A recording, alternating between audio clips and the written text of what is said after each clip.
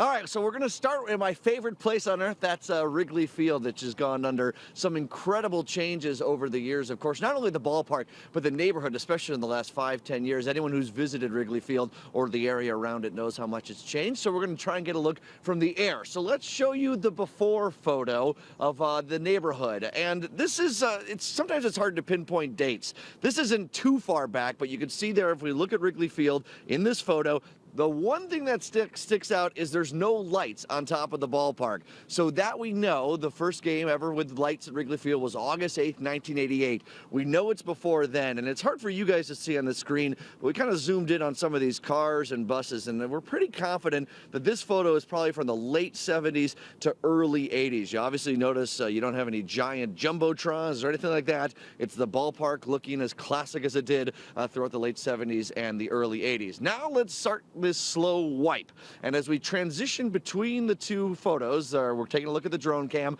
our live camera, before we go, as we go between the old photo and the new photo. Couple key differences. First of all, you can see those lights emerging. Those were installed throughout 1988. Towards the end of 88 is when they started. Those jumbotrons obviously weren't there until the last couple years, but even look at the surrounding neighborhood. Surprisingly, a lot of those high rises do remain the same. You can see that one just right in the middle. That one is still there the same. A lot of the buildings that are high rises along Lakeshore Drive still look pretty similar. But look at the immediate neighborhood. On the lower left-hand side, that's the Hotel Zachary. You can see along the left-hand side of the ballpark too, where cars are parked in the old shot. Now we have the Park at Wrigley, or Gallagher Way as it's been renamed. Cars used to park there right next to Wrigley Field through the 70s and 80s. And in a little bit, I'll actually be showing you an even older photo a little later in the show, showing even before then what used to be there. And as we look at the right, you can still see a billboard there at center, just south of the marquee. That's above the Cubby Bear, which is still there right now. And as we go to the right, you can even see the new development, Addison Clark, new luxury condos.